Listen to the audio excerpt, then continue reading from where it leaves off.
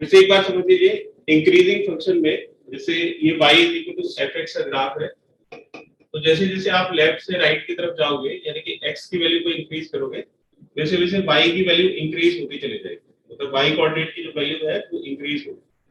तो x के increase करने से y की वैल्यू इंक्रीज होती है। अगर इसको दूसरी तरह से देखो, अगर आप राइट से लेफ्ट की तरफ जाते हो तो x की वैल्यू डिक्रीज होगी, तो y की वैल्यू भी कम होती चली जाएगी, यानी कि y की वैल्यू भी डिक्रीज होगी। यानी कि जिस तरह का वेरिएशन x में होगा बिल्कुल उसी तरह का वेरिएशन y में होगा। तो x के इंक्रीज करने से y इंक्रीज होता है, x के डिक्रीज करने से y डिक्रीज होता है। इस तरह के फंक्शंस में अगर आप उसके कर्व के किसी भी पॉइंट पे टेंजेंट बनाओगे तो वो x एक्सिस के साथ एक एक्यूट एंगल बनाएगा, मतलब थीटा एक्यूट होगा। तो इसका मतलब है कि थीटा फर्स्ट क्वाड्रेंट में लाई करेगा, और अगर थीटा फर्स्ट क्वाड्रेंट में लाई करता है तो tan थीटा की वैल्यू पॉजिटिव होगी। tan theta slope of tangent को डिनोट करेगा, यानी कि d by dx पॉजिटिव होगा। तो d by dx पॉजिटिव हो गया तो f dash x पॉजिटिव हो जाएगा, और f dash x अगर पॉजिटिव हो गया तो इसका मतलब है कि फंक्शन इंक्रीजिंग फंक्शन होगा।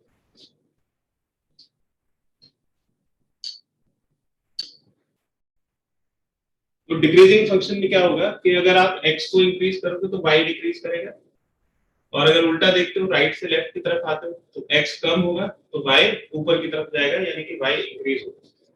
इस तरह के फंक्शंस को डिक्रीजिंग फंक्शन बोलते हैं।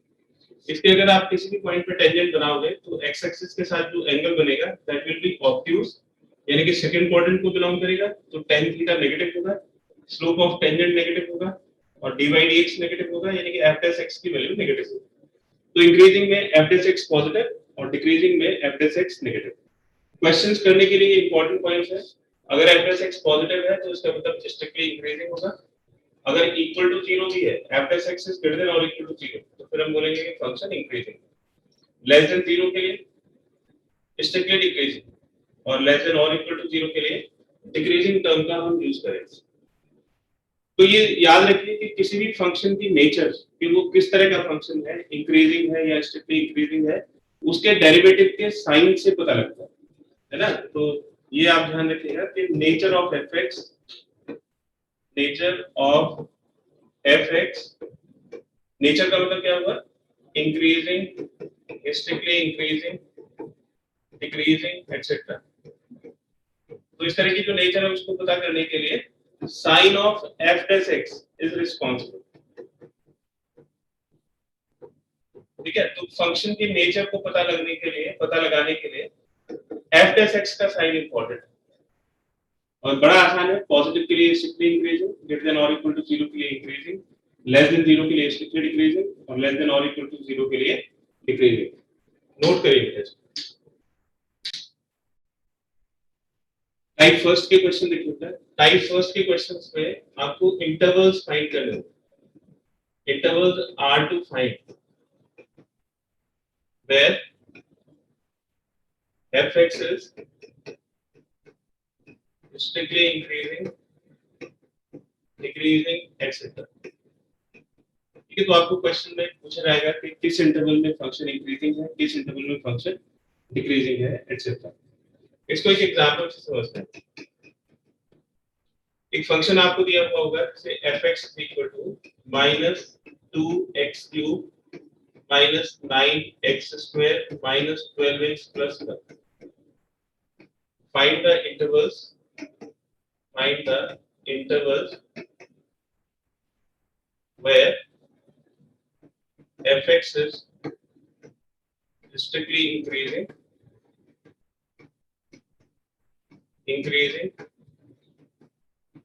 strictly decreasing and decreasing। तो इन सब के लिए बताना है कि कौन कौन से इंटरवल्स में ये फंक्शन इंक्रीजिंग होगा और किस इंटरवल में ये फंक्शन डिक्रीजिंग। तो देखिए इस टॉपिक का जो नाम है वो है एप्लीकेशंस ऑफ डेरिवेटिव्स, यानी कि डेरिवेटिव्स की क्या-क्या एप्लीकेशन। तो यहाँ पे इंक्रीजिंग और डिक्रीजिंग के लिए आपको सबसे पहले f dash x का साइन चेक करना पड़ेगा। तो सबसे पहले f dash x निकालिए, fx जो दिया हुआ है उसको डिफरेंशिएट करिए। तो x³ का डिफरेंशिएशन 3x² हो जाएगा, फिर -9 x² का डिफरेंशिएशन 2x, 12 x का डिफरेंशिएशन 1 और 1 का डिफरेंशिएशन 3। हो जाएगा -6x² -18x -12। ये एफ एस एक्स की वैल्यू, इसमें -6 कॉमन लीजिए तो ये हो जाएगा x² + 3x + 2 -6 ये x + 1 × x + 2।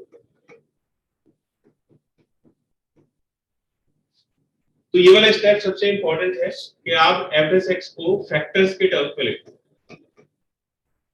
तो यहाँ पे आप एक चीज का ध्यान रखिएगा कि F s x must be return in terms of factors.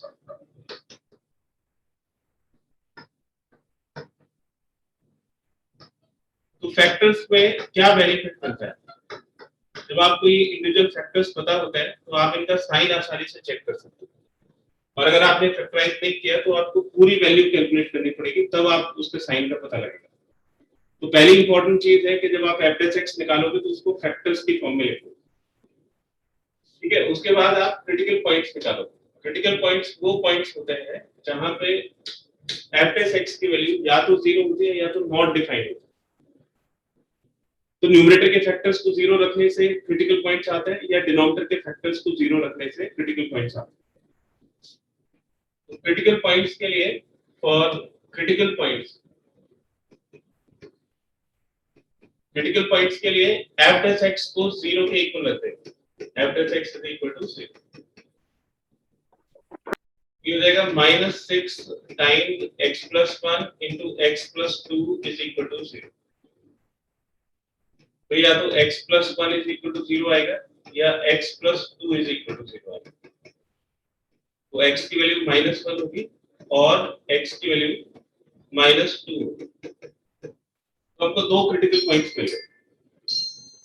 तो जो इंटरवल है -∞ से लेके ∞ तक, उसमें सबसे पहले सबसे छोटा नंबर यानी कि -2 आएगा, फिर उसके बाद में -1।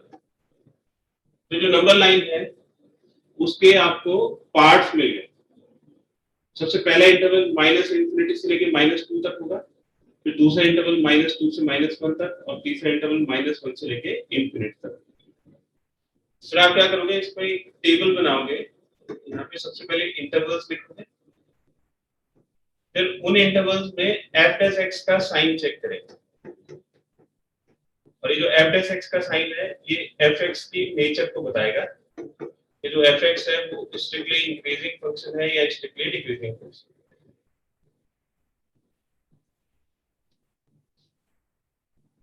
तो इंटरवल बनाइए। सबसे पहला इंटरवल -∞ से लेके -2 तक है, फिर दूसरा इंटरवल -2 से लेके -1 तक है, और तीसरा इंटरवल -1 से लेके ∞।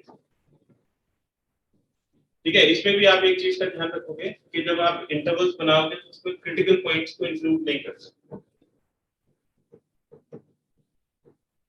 Critical points are not included. Critical points are not included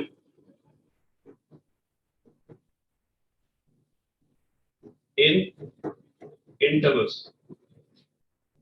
ठीक है। जैसे क्रिटिकल पॉइंट -2 है तो -2 को इंक्लूड नहीं करेंगे, और -1 है तो -1 को भी इंक्लूड नहीं करेंगे, और इंफिनिटी को तो कभी इंक्लूड करते ही नहीं। अब आप क्या करोगे, -∞ से -2 के बीच में कोई भी एक पॉइंट ले लीजिए। जैसे हमने यहाँ पे अपना टेस्ट पॉइंट लिया -3। -3 हमारा टेस्ट पॉइंट हुआ। -3 को एफ एस एक्स में सब्स्टिट्यूट करिए x की प्लेस में। एफ एस एक्स की वैल्यू क्या है, एफ एस एक्स की वैल्यू है -6 × x + 1 × x + 2। इसमें जो x है उसकी प्लेस पे ये अपना टेस्ट पॉइंट पुट कर दीजिए। एक और चीज को ध्यान से सुनिए कि एक इंटरवल में आपको एफ एस एक्स के डिफरेंट साइंस नहीं मिल सकते। इस पूरे इंटरवल में -∞ से लेके -2 तक एफ एस एक्स का एक ही साइन रहेगा, चाहे तो पॉजिटिव चाहे तो नेगेटिव। तो आप किसी भी पॉइंट से चेक कर सकते हो। तो इस इंटरवल में हमने एक पॉइंट लिया -3, उसको x की प्लेस पे रखा। तो जो पहला फैक्टर है -6 वो नेगेटिव है। जब आप x को -3 रखोगे तो -3 + 1 -2 हो जाएगा, वो भी नेगेटिव होगा। जब तीसरे फैक्टर में x + 2 में x को -3 रखोगे तो -3 + 2 -1 वो भी नेगेटिव हो जाएगा, और नेगेटिव को 3 बार मल्टीप्लाई करोगे तो नेगेटिव आएगा। और नेगेटिव का मतलब हो गया लेस देन 0, यानी कि fx की नेचर हो गई स्ट्रिक्टली डिक्रीजिंग। बड़ी आसानी से आप f डैश x का साइन चेक कर सकते हैं। -2 से -1 के बीच में कोई वैल्यू, तो हमने ये -1.2 ले लिया, तो ये -6 नेगेटिव हो गया, x की वैल्यू -1.2 +1 तो नेगेटिव आएगा, -0.2 और -1.2 +2 ये पॉजिटिव हो जाएगा। तो इन तीनों को मल्टीप्लाई करोगे तो नेगेटिव इंटू नेगेटिव पॉजिटिव हो जाएगा, और पॉजिटिव का मतलब हो गया स्ट्रिक्टली इंक्रीज।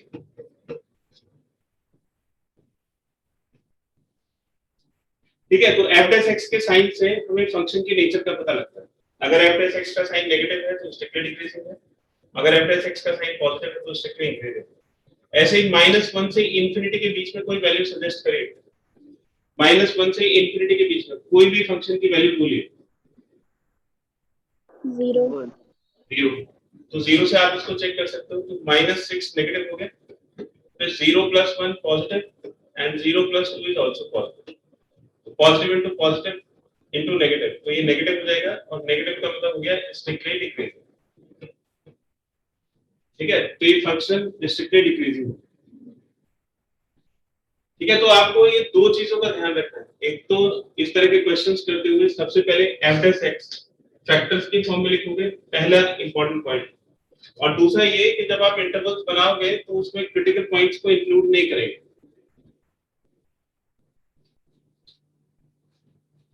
ठीक है बेटा,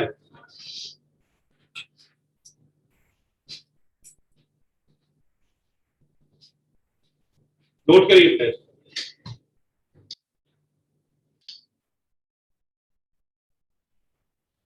इसका आंसर लिखना है अब स्ट्रिक्टली इंक्रीजिंग के लिए, इंक्रीजिंग के लिए, स्ट्रिक्टली डिक्रीजिंग के लिए और डिक्रीजिंग के लिए।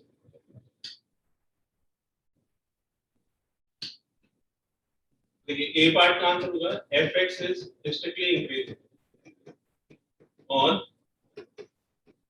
तो इस वाले इंटरवल में स्ट्रिक्टली इंक्रीजिंग -2 to -1, और बी पार्ट का आंसर fx इज इंक्रीजिंग। तो ये वाले जो पॉइंट्स हैं -2 से लेके -1 तक, ये पॉइंट्स पॉजिटिव के लिए है, f डैश x पॉजिटिव, और इंक्रीजिंग का मतलब है कि f डैश x पॉजिटिव भी होगा और 0 भी होगा। 0 कहां पे है? Critical points. तो आप जब इंक्रीजिंग लिखोगे तो उसमें क्रिटिकल पॉइंट्स को भी इंक्लूड करो, यानी कि -2 को भी इंक्लूड करना है और -1 को भी इंक्लूड करना है। तो जो टेबल बनाई जाती है, ये वाली जो टेबल हम बनाते हैं, वो सिर्फ स्ट्रिक्टली इंक्रीजिंग और स्ट्रिक्टली डिक्रीजिंग के लिए बनाते हैं, इसलिए हम क्रिटिकल पॉइंट्स को इंक्लूड नहीं करते। लेकिन जब इंक्रीजिंग पूछा होगा तो आपको 0 वाले पॉइंट्स भी आंसर में इंक्लूड करना, तो बस इतना ही फर्क है। स्ट्रिक्टली इंक्रीजिंग में क्रिटिकल पॉइंट्स को इंक्लूड नहीं करेंगे और इंक्रीजिंग में क्रिटिकल पॉइंट्स को भी इंक्लूड करेंगे। सी पार्ट है fx is strictly decreasing, तो fx strictly decreasing कहां पे? तो fx is strictly decreasing on -infinity to -2, ये -infinity से लेके -2 तक strictly decreasing है, और उसके बाद -1 से लेके इंफिनिटी तक। और डी पार्ट में जब हम लिखेंगे fx is decreasing on, इसमें भी वही चीज का ध्यान रखेंगे कि क्रिटिकल पॉइंट्स को इंक्लूड नहीं करेंगे स्ट्रिक्टली डिक्रीजिंग में, और डिक्रीजिंग में क्रिटिकल पॉइंट्स को इंक्लूड करेंगे। तो -2 को इंक्लूड कर लिया जाएगा, यानी कि इसमें क्लोज्ड इंटरवल आएगा, और ऐसे ही -1 को भी इंक्लूड कर लिया जाएगा। ठीक है, तो ओपन की जगह -2 और -1 पे क्लोज इंटरवल आएंगे, और इंफिनिटी को तो हम कभी इंक्लूड ही नहीं करते। तो बस आंसर को लिखने का डिफरेंस है, नोट करिए बेटा।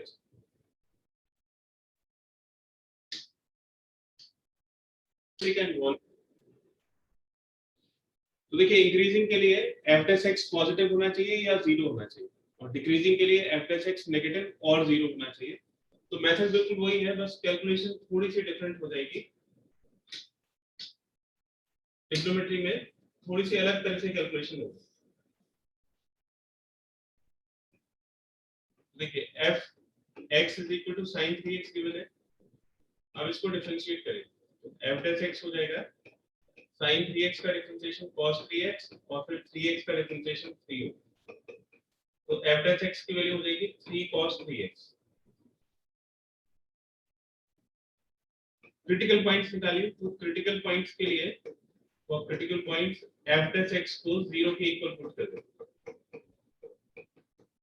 यानी कि हो गया 3 times cos 3x is equal to 0, that is cos 3x is equal to 0। तो हमें जो डोमेन दिया हुआ है वो x की वैल्यू दी हुई है और यहाँ पे जो cos की वैल्यू है वो 3x के लिए। तो 3x की वैल्यू से x की वैल्यू निकलेगी। x हमें दिया हुआ है 0 से लेके π/2 तक। ये जो क्लोज इंटरवल है इसको हम ऐसे लिख सकते हैं 0 से π/2 तक है, यानी कि x की वैल्यू 0 या उससे ज्यादा, π/2 या उससे कम, यानी कि 0 से π/2 के बीच में सारी वैल्यूज होंगी और 0 और π/2 भी इंक्लूडेड होगी। लेकिन हमें जो एंगल मिला है वो 3x है। तो 3x की वैल्यू कहां से कहां तक होगी, इसको 3 से मल्टीप्लाई कर दीजिए। तो 3x आपको पता लग गया कि 0 से लेके 3π/2 तक।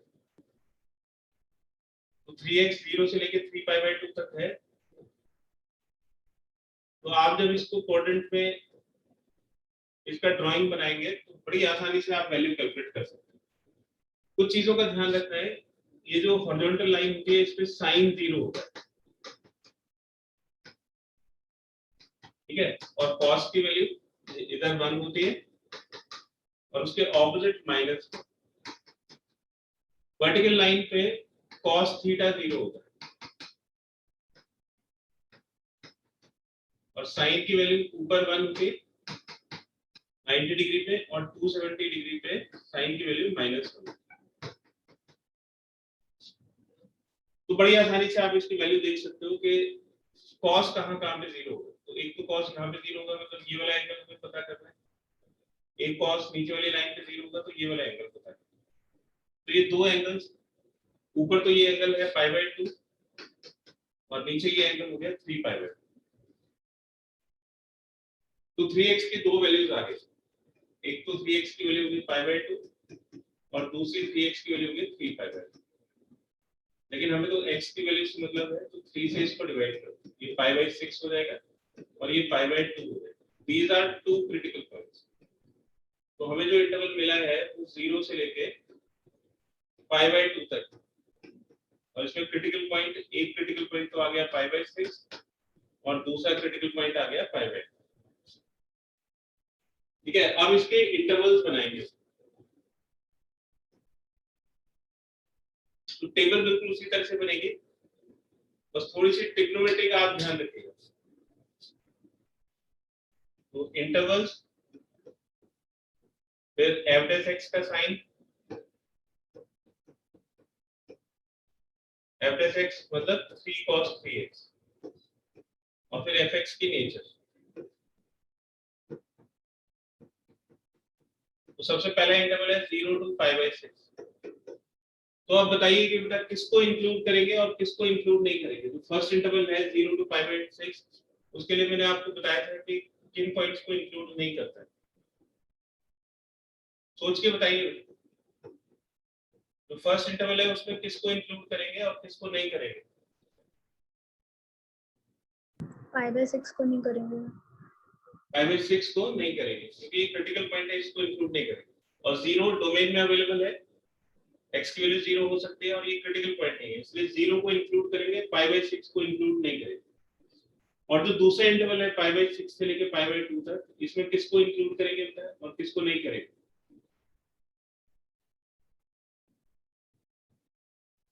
दोनों को नहीं करेंगे। दोनों जो है वो क्रिटिकल पॉइंट, तो π/6 को भी इंक्लूड नहीं करेंगे और π/2 को भी इंक्लूड नहीं करेंगे।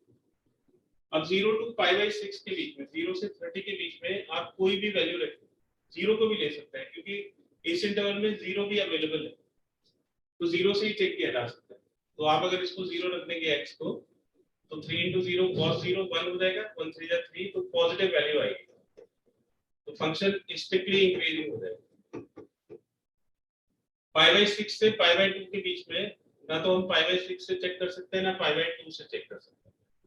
तो 30 से 90 के बीच में हमने 60 डिग्री ले लिया, यानी कि π/3 से चेक कर, तो 3 × π/3 पाई हो जाएगा, और cos पाई की वैल्यू -1 होगी, cos पाई यहाँ पे आएगा एंड दिस इज -1, तो -1 × 3 नेगेटिव हो जाएगा। नेगेटिव के लिए ये हो गया स्ट्रिक्टली डिक्रीजिंग। लेकिन हमें आंसर जो करना है वो स्ट्रिक्टली इंक्रीजिंग और स्ट्रिक्टली डिक्रीजिंग के लिए नहीं करना है, हमें आंसर करना है इंक्रीजिंग के लिए और डिक्रीजिंग के लिए। तो fx is increasing, strictly increasing का इंटरवल हमें पता है, और इंक्रीजिंग के लिए हम क्या करेंगे, 0 to π/6 है तो उसमें क्रिटिकल पॉइंट को भी इंक्लूड कर लेंगे, तो 0 इंक्लूडेड है, π/6 को भी इंक्लूड कर लेंगे। तो स्ट्रिक्टली इंक्रीजिंग में π/6 इंक्लूडेड नहीं है, लेकिन जब हम इंक्रीजिंग लिखेंगे तो π/6 को भी इंक्लूड करेंगे। ठीक है, तो ये ध्यान रखना है कि इंक्रीजिंग के लिए आप π/6 को इंक्लूड करोगे। fx is decreasing, fx is decreasing on, decreasing के लिए x की वैल्यू π/6 से लेके π/2 तक है। स्ट्रिक्टली डिक्रीजिंग के लिए π/6 और π/2 इंक्लूडेड नहीं है, लेकिन डिक्रीजिंग के लिए हम क्रिटिकल पॉइंट्स को भी इंक्लूड करेंगे, यानी कि π/6 और π/2 दोनों को इंक्लूड करेंगे। ठीक है बेटा, तो ये आंसर होगा।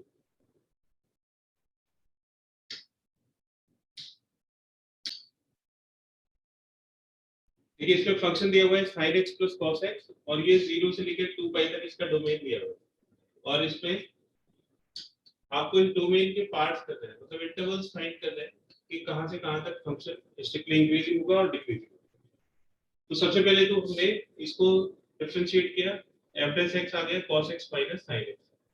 क्रिटिकल पॉइंट के लिए f(x) को 0 पुट किया, तो sin x / cos x tan x = 1 होगा। अभी जो 1 है tan x कौन से क्वाड्रेंट में होगा, तो एक तो 0 से लेकर 2 पाई तक आप चेक करोगे तो फर्स्ट सेकंड थर्ड फोर्थ सारे क्वाड्रेंट्स आ जाते हैं, तो tan x पॉजिटिव होता है तो फर्स्ट क्वाड्रेंट में और एक थर्ड क्वाड्रेंट में।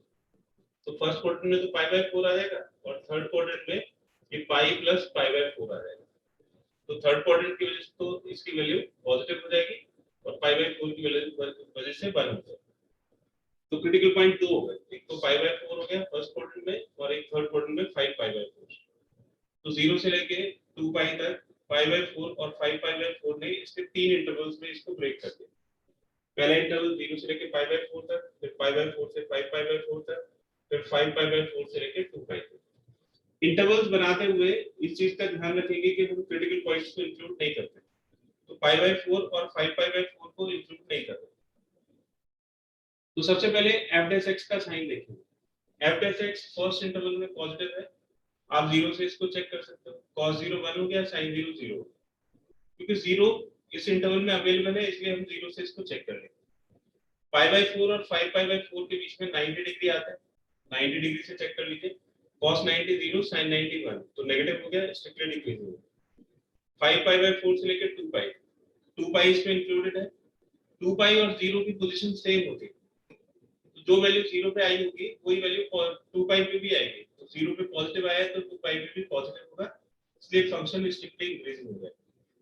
Function is strictly increasing in 0 to π/4 and 5π/4 to 2 pi, and strictly decreasing π/4 से लेकर 5π/4।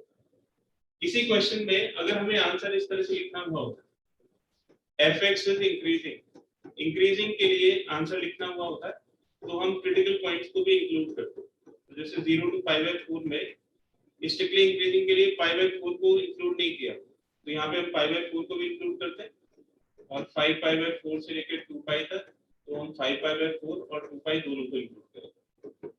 एंड fx इज डिक्रीजिंग, तो डिक्रीजिंग में भी क्रिटिकल पॉइंट को इंक्लूड करेंगे, तो ये π/4 से लेके 5π/4 तक है, और डिक्रीजिंग के लिए इसमें π/4 और 5π/4 दोनों को इंक्लूड करेंगे। नोट करिए बेटा।